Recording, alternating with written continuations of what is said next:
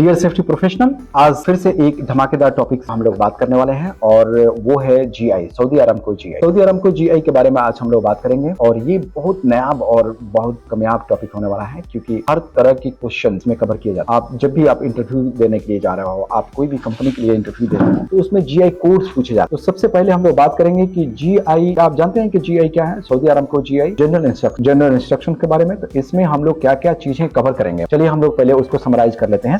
Introduction, यानी कि GI का इंट्रोडक्शन दिया जाएगा, इन्फॉर्मेशन दिया जाएगा जीआई क्या है फर्स्ट नंबर पे। सेकंड नंबर पे GI structure and numbering systems, यानी कि जीआई को कैसे बनाया गया और उसका नंबरिंग सिस्टम क्या है, इसके बारे में हम लोग बात करेंगे। तीसरा नंबर पे बात करेंगे पर्पस ऑफ जीआई, यानी कि जीआई क्यों बनाया गया, तो इसके बारे में हम लोग बात करेंगे कि जीआई के पर्पस क्या है, जीआई क्यों बनाया गया, जीआई का मकसद क्या है। फोर्थ नंबर पे हम लोग बात जीआई को क्यों फॉलो किया जाता है और जीआई का इंपोर्टेंस क्या है, इसके बारे में हम लोग बात करेंगे। फिफ्थ नंबर पे हम लोग बात करेंगे इफेक्टिवली इसको जीआई को कैसे इसको स्टडी करना है। और ये बहुत ही इंपोर्टेंट टॉपिक है और इसमें इंग्लिश बहुत रेयरली हम यूज करेंगे, ज्यादातर पे हम हिंदी और उर्दू में बात करेंगे। इसको अंडरस्टैंड करने में बहुत इजी होगा, आसान होगा और अच्छे तरीके से आप समझ सकते हो। 6 नंबर में हम लोग बात करेंगे कि टॉप 10 जीआई, यानी कि पूछे जाने वाले जीआई। 7th नंबर में हम लोग बात करेंगे जीआई बेस्ट, चाहे आप इंजीनियर लेवल के लिए इंटरव्यू दे रहे हो, मैनेजर लेवल को इंटरव्यू दे रहे हो, या आप प्रोवाइजर लेवल का इंटरव्यू दे रहे हो, आप परमिट रिसीवर के लिए इंटरव्यू दे रहे हो, या इसका फोल्डिंग इंस्पेक्टर या फोल्डिंग सुपरवाइजर के लिए इंटरव्यू दे रहे हो। ये सारे इंटरव्यू में मल्टी चॉइस एमसीक्यू पूछा जाता है। जीआई को प्रैक्टिकल यूज कैसे बनाया जाए, तो इसके बारे में हम लोग बात करेंगे 8 नंबर। 9th नंबर पे कंक्लूजन करेंगे पूरे जीआई। आपसे रिक्वेस्ट है कि आप हमारे वीडियो में लास्ट तक बन रहे हैं, इस वीडियो को पूरी तरह समझने की कोशिश करें, ये आपके बहुत काम। आप हमारे वीडियो में लास्ट तक बन रहे हैं और आप कोशिश करें कि अपने दोस्तों को या कलीग्स होंगे या आपके रिलेटिव्स होंगे, उनको ये वीडियो जरूर शेयर करें ताकि उनको भी मदद मिले। आपको मैं अपने स्क्रीन पे लेकर आता हूँ ताकि आपको 1 बाय 1 पूरे हिंदी उर्दू में वीडियो होगा, पूरा वीडियो हिंदी और उर्दू में होगा, इसमें घबराने की जरूरत नहीं है। जैसे पहले वीडियो में समराइज किया गया है उसी तरह से यहाँ भी हम लोग स्टेप बाय स्टेप हर चीज को समझेंगे। चलिए यहाँ से हम लोग शुरुआत करते हैं। ये जो total Saudi Aramco safety management system, Saudi Aramco S safety M management और एस सिस्टम, तो Saudi Aramco safety management system. उसके बाद आता है GI, Saudi Aramco GI full concept pack. ये जो वीडियोस हम लोग आज करने वाले हैं ये कंप्लीट पैक है जीआई के बारे में, तो आप हमारे वीडियो में बने रहिए लास्ट तक और आपको पूरा जीआई एक्सप्लेन किया जाएगा और अच्छे से समझाया जाएगा सऊदी अरामको का जीआई सीक्रेट क्या है और उसको कैसे यूज किया जाता है और उसमें जो की पॉइंट्स है उसको कैसे इंप्लीमेंट किया जाएगा, इंपोर्टेंस क्या है, ये सारी चीजों के बारे में हमने जैसे पहले वीडियो में हमने एक्सप्लेन किया उस तरह से यहाँ भी हम लोग स्टेप बाय स्टेप हम लोग चलेंगे। सबसे पहले जीआई, इसका फुल फॉर्म होता है जनरल इंस्ट्रक्शन, यानी कि जब भी आप काम करोगे तो इसके रूल्स ही आपको सेफ्टी का लगेंगे साइड पे। ये आप परमिट रिसीवर के काम कर रहे हो, safety officer, supervisor, engineer, trainer, whatever आप काम कर रहे हो, हर एक के लिए अगर सऊदी अरामको के इवन लेबर में भी जो बंदा काम कर रहा है उसको भी जीआई को समझना जरूरी है। उसका स्टैंडर्ड को, उसको तौर तरीकों को अगर नहीं समझता है तो उसको बहुत मुश्किल का सामना करना पड़ेगा सऊदी अरामको के अंदर।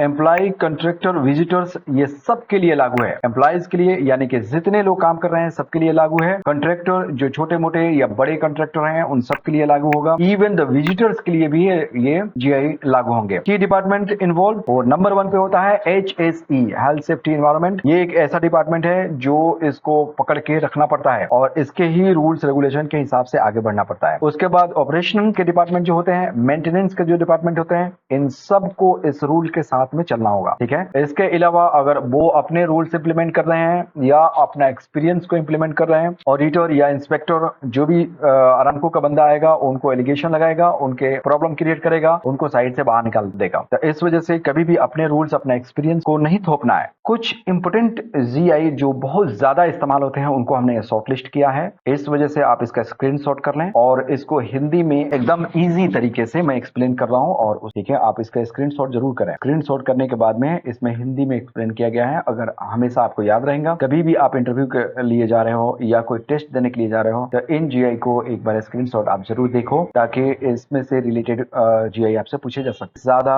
पूछे जाने वाले जो जीआई है वो है जीआई नंबर 2.100, परमिट लेना जरूरी है तभी काम शुरू होगा। तो परमिट के बारे में अगर जानकारी करना है तो 2.100 ये परमिट का मैंडेटरी इंपोर्टेंट और पहला जो जीआई होता है वो 2.100 होता है। जीआई 2.10 ये क्या कहता है कि प्रेशर टेस्ट, यानी कि जब भी प्रेशर, चाहे वो किसी भी तरह का प्रेशर टेस्टिंग हो, चाहे आयोडो टेस्टिंग हो, न्यूमेटिकल टेस्टिंग हो, कोई भी टेस्ट हो, इसमें आपको इसके बारे में डिटेल जानकारी चाहिए तो आपको 2.102 को स्टडी करना होगा। लेकिन इसका बुनियादी जो की वर्ड है वो क्या है? प्रेशर टेस्ट में रूल्स फॉलो करो, शॉर्टकट मत लो। इसके की वर्ड्स है ये है कि आप जब आप प्रेशर टेस्टिंग कर रहे हैं तो उसकी रूल्स को फॉलो करें। कौन सा रूल फॉलो करेंगे? 2.102। ये इसमें इसके रूल्स के बारे में जानकारी दी गई है, वो रूल्स को फॉलो करें, शॉर्टकट ना लें। उसके तीसरे नंबर पे आता है GI 2.104 ऑयल लीकेज हो तो तुरंत रिपोर्ट करो, no delay. Oil leakage, oil का स्टोरेज, कंट्रोलिंग, ये केमिकल से स्टोरेज, केमिकल कंट्रोलिंग, ये सारे रूल्स रेगुलेशन को कंट्रोल करता है 2.104, ठीक है। और इसका कीवर्ड्स क्या है? ऑयल लीकेज हो तो तुरंत रिपोर्ट करो, नो डिले, और उसको देरी न करते हुए। GI 6.012 ये क्या कहता है? लोटो के बारे में बताता है, लोटो। और इसका कीवर्ड्स क्या है? काम से पहले मशीन को आइसोलेट करो। कोई भी काम, अगर आप मशीन का मेंटेनेंस या आप पावर लाइन को शट डाउन कुछ देर के लिए ले रहे हैं तो उसको lock out and take out जरूर करो, ठीक है। आगे बढ़ते हैं। GI 7.028 क्रेन चलाने के रूल्स याद रखो। ये GI कहता है क्रेन चलाने का रूल्स याद रखो। ये कीवर्ड्स है, मैं आपको बता रहा हूं कि ये कीवर्ड्स है जो आपको इन GI के अंदर आपको मिलेंगे। बिना सिग्नल मैन्स को क्रेन को आगे पीछे करना, मूव करना 7.028 का वायलेशन है। इसलिए आपको इसको फॉलो करने के लिए आपको सिग्नल मैन जरूरी है। जब भी आप क्रेन को आगे पीछे कर रहे हो या उसको अपने पोजीशन पे ला रहे हो या ट्रैफिक से क्रॉसिंग कर रहे हो तो एक सिग्नल मैन जरूरी है। आगे बढ़ते हैं 8.001 ये इसका फोल्डिंग के बारे में बताता है। इसका कीवर्ड्स क्या है? इसका फोल्डिंग हमेशा टैग के साथ और गार्डरेल के साथ होना चाहिए। इसका फोल्डिंग हमेशा टैग के साथ और गार्डरेल्स के साथ होना चाहिए। ये कीवर्ड्स है। आपको और इसके डिटेल जानकारी चाहिए, उसका पैरामीटर्स चाहिए, आपको आपका साइज, लेंथ, उसको डायगोनल ब्रेस और इन सारी चीजों को डिटेल इंफॉर्मेशन चाहिए तो आपको पढ़ने होंगे 8.001। और आप अगर आप चाहते हैं कि मैं आपके लिए वीडियो बनाऊं तो आप हमारे कमेंट्स में लिखें कि हमको 2.100 या 2.102 के बारे में हमको डिटेल जानकारी चाहिए। GI नंबर पे अगर ज्यादा कमेंट्स आते हैं वो GI सबसे पहले कवर किया जाएगा। वैसे हम स्टेप बाय स्टेप जा रहे हैं, सारे GI को एक एक करके स्टेप बाय स्टेप मैं वीडियोस बनाऊंगा एक एक GI पे। लेकिन वो अगर आपकी चॉइस जो है वो चॉइस आपने अगर बता दिया तो वो हम पहले फॉलो करने की कोशिश करेंगे। आगे बढ़ते हैं GI 150.001 एस्बेस्टस के बारे में। एस्बेस्टस के बारे में ज्यादा जानकारी चाहिए तो इसका वीडियो हम लोग बनाएंगे। यानी कि आपको एस्बेस्टस का कोई भी काम करना है तो उसकी पूरी PPE पहन के ही काम करना है, नो कॉम्प्रोमाइज। यानी कि 50.001 इस रूल्स को फॉलो करते हुए आगे बढ़ना है। GI 710.007 यानी कि कोई भी इक्विपमेंट जो प्रोजेक्ट के अंदर आते हैं अगर उनमें स्टिकर्स नहीं है तो रिस्ट्रिक्टेड एरिया में वो मशीनरी एंटर नहीं करेगा। ये रूल्स किस चीज के बारे में है? इंस्पेक्शन के बारे में, इक्विपमेंट इंस्पेक्शन के बारे में, उसका स्टैंडर्ड्स के बारे में। MCQS क्या आप जानते हैं कि MCQS क्या होता है? ये होता है मल्टी चॉइस क्वेश्चन। यानी कि जब भी आप सऊदी अरामको में कोई भी टेस्ट अगर आप दिए होंगे तो आपको पता होगा कि इसमें मल्टी चॉइस क्वेश्चन दिए जाते हैं। यानी कि एक क्वेश्चन और उसके 4 आंसर रहेंगे और उसमें से सबसे बेस्ट वाला आंसर आपको टिक लगाने। ऐसा कभी भी आप मत सोचिएगा कि बाकी जो आंसर है वो गलत है। वो बाकी आंसर सिमिलर होते हैं या वो भी एक आंसर है लेकिन वो सेकेंडरी ऑप्शन में चले जाते हैं। उससे ज्यादा कोई इंपोर्टेंट रखता है तो वो आपको उसमें टिक लगाने हैं। कभी भी ऐसा न करें तो आपको ये सही लग रहा है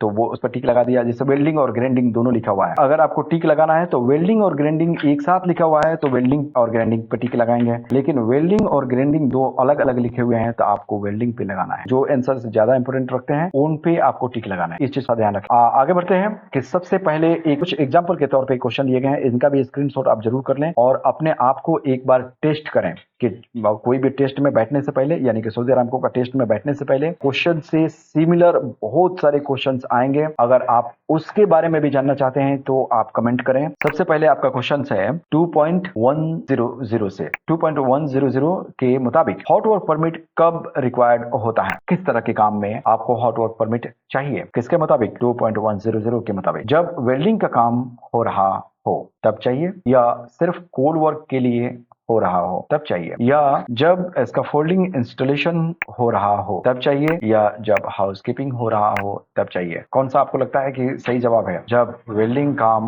हो रहा हो तब चाहिए। ये कुछ एग्जांपल्स हम दे रहे हैं, हम आपको लेकिन इस तरह के सवाल आपके पास आएंगे, चाहिए हिंदी या उर्दू में चाहिए तो हिंदी या उर्दू में उसमें ट्रांसलेट करके हम आपको एक्सप्लेन करने की कोशिश करेंगे। लेकिन आप हमारे व्हाट्सएप ग्रुप में ज्वाइन हो जाइए और अपना कमेंट्स उसमें डालिए कि हमको हिंदी में बहुत सारे हमको क्वेश्चन चाहिए, लेकिन एक ही दिन में नहीं। उसको हम लोग एक सीक्वेंस में जा रहे हैं, क्योंकि एक ही दिन में देंगे, आप प्रिंट करोगे और उसको इधर डब्बा में रख दोगे, ऐसा नहीं होता है। आपको 10-10 क्वेश्चंस डेली दिए जाएंगे, आप उस पर वर्कआउट करो और उसका आंसर वो उसी व्हाट्सएप ग्रुप में आप शेयर करो। हम लोग उसको चेक करेंगे, जो सही है उसको सही बताएंगे और जो गलत है उसको हम गलत बताएंगे, और फिर आप उसको अपने आप को रिव्यू करो। दूसरा क्वेश्चन है लो टू GI 6.012 में टेग आउट का मतलब क्या है? लोटो में GI 6.012 में टैग आउट का मतलब क्या है? मशीन पे वार्निंग टैग लगाना। टैग आउट का मतलब क्या है? मशीन पे वार्निंग टैग लगाना, या मशीन को डिसमेंटल करना, या वर्कर का ID टैग यूज करना, या मशीन को मैनुअली चलाना। इस टैग आउट का मतलब क्या है? यानी मशीन पे वार्निंग टैग लगाना, यानी कि ये मशीन अंडर मेंटेनेंस है, आपने वार्निंग टैग लगाया, तो सही आंसर है। 8.001 के हिसाब से एस्काफोल्ड कौन से कंडीशन में यूज नहीं किया जा सकता है? जब एस्काफोल्ड ग्रीन टैग लगा होता है, जब एस्काफोल्ड कंप्लीट हो तब इसको यूज नहीं किया जाता है, जब गार्डरेल प्रॉपरली इंस्टॉल्ड हो तब यूज नहीं किया जाता है, जब कॉम्पिटेंट पर्सन इंस्पेक्ट करे तब इसको यूज नहीं किया जा सकता है। कौन सी कंडीशन में यूज नहीं किया जा सकता है? जब स्कैफोल्ड इनकम्प्लीट हो, यानी कि जब स्कैफोल्ड इनकम्प्लीट का मतलब क्या हो? रेड टैग लगा रहता है, स्कैफोल्ड इनकम्प्लीट हो तो स्कैफोल्ड का इस्तेमाल नहीं किया जा सकता है। GI एक कोडिंग सिस्टम है जो एक एक सब्जेक्ट को, यानी कि जनरल इंस्ट्रक्शन, उसमें जैसे 2.100 ये परमिट के बारे में बताते हैं, तो इसी तरह से हर एक सब्जेक्ट को रेफरेंस दिया गया है। परमिट्स के बारे में डिटेल जानकारी चाहिए, तो अगर उसको बिखेर दिया जाए पूरे बुक में, इतने मोटे बुक होते हैं 500 कुछ पेज, तो वो सारी किताबों में अगर बिखेर दिया जाए तो आप उसको ढूंढते रह जाओगे। इसलिए उसको एक GI कोड बना दिया गया और उस कोड के जरिए इजिली उस पार्ट्स को पूरी स्टडी करके आप उसको समझ सकते हो कि परमिट का स्टैंडर्ड और उसका रिक्वायरमेंट्स क्या है। उसका फोल्डिंग के बारे में अगर आपको जानना है तो उसका एक अलग GI है। इसी तरह से टोटल चीजों को समराइज किया गया है। तो ये चीजें आपको क्लियर समझ में आ गया। GI का वही कोड जब आप इंटरव्यू के लिए जाते हो तो उसमें पूछे जाते, परमिट टू वर्क सिस्टम का GI बताइए, आपका इसका फोल्डिंग स्टैंडर्ड का GI बताइए, आप कन्फाइंड स्पेस का GI बताइए, आप इक्विपमेंट और इंस्पेक्शन का GI बताइए। तो इस तरह के GI अगर आप नहीं बता पाते हो तो आपको उस कंडीशन में टेस्ट में रिजेक्ट कर दिया जाता है। इसलिए ये सजेशंस आपके लिए है। सऊदी अरामको GI आपके कैरियर की, अगर आप सऊदी अरामको में लंबे समय तक टिकना चाहते हो, कोई भी टेस्ट, एग्जामिनेशन, सर्टिफिकेशन फेल नहीं करना चाहते हो, तो आपको GI को स्टडी करना एकदम लाजमी, ठीक है। स्ट्रॉन्ग नॉलेज के बिना आप अरामको के किसी भी प्रोजेक्ट या सर्टिफिकेशन नहीं कर सकते हैं। इंटरव्यू जब भी लिए जाएंगे आपको GI के रेफरेंस पूछे जाएंगे। सेफ्टी ऑफिसर का रिस्पांसिबिलिटी का GI कोड बताइए, सेफ्टी मैनेजमेंट सिस्टम में आप इसका फोल्डिंग का GI बताइए, आप एक्सकवेशन का GI बताइए। आप जहां कहीं भी कोई काम कर रहे हैं उसका GI कम से कम कोड को जरूर याद रखें, क्योंकि कभी भी ऑडिटर या सऊदी अरामको का कोई सीनियर बंदा वहां पे आ गया और वहां पे कुछ ऑब्जर्वेशन उसको मिल गए तो वो डायरेक्टली आपसे पूछेगा कि क्या आप इस काम का GI जानते हो। In that case you will be rejected from. ये वर्स्ट कंडीशन में ऐसा होता है कि जब आपको साइट से निकाल दिया जाता है। सीरियस केसेस में आपको वहां से साइट से निकाल दिया जाता है, यानी कि अगर मेजर इश्यूज चल रहे हैं और आपको GI के बारे में पूछ दिया गया, उसका कुछ स्टैंडर्ड्स के बारे में पूछ दिया गया, आप कोई भी चीज नहीं बता पा रहे हो, तो आपको परमानेंटली ब्लैक लिस्ट भी किया जा सकता है। ये that is the most worst cases. यानी कि आप GI नहीं समझ रहे हो तो सऊदी अरामको में टिकना आपके लिए बहुत। GI को सिर्फ पढ़ो मत, समझो, अप्लाई करो और रेफरेंस कोड के साथ आगे बढ़ो। अगर आपको ये इंफॉर्मेशन यूजफुल लगा तो वीडियो को लाइक करें, शेयर करें, हमारे हौसला अफजाई करने के लिए कमेंट करें। और अगर आपको कोई भी जीआई, मैं एग्जांपल यहाँ पे दिया है 2.100 के बारे में, लेकिन इसके अलावा अगर कोई भी जीआई तो आप व्हाट्सएप ग्रुप में जाएं और वहां पे कमेंट करें, आपको वो जीआई मिल जाएंगे। टोटल जीआई चाहिए, आप व्हाट्सएप ग्रुप में जाएं और वहां पे कमेंट करें, आपको टोटल जीआई मिल जाएगा। लेकिन अगर डिटेल इंफॉर्मेशन एक जीआई पे चाहिए, आप हमारे कमेंट बॉक्स में जाएं और वहां पे कमेंट करें। हमें उम्मीद है कि वीडियो आपको बहुत पसंद आया होगा और आपको बहुत एंजॉय किए होंगे। अपने दोस्तों को जो सेफ्टी फील्ड में आगे बढ़ रहे हैं या अपना करियर बनाना चाहते हैं, उनके साथ शेयर करें। Thank you so much. Have a nice day for your precious and golden time.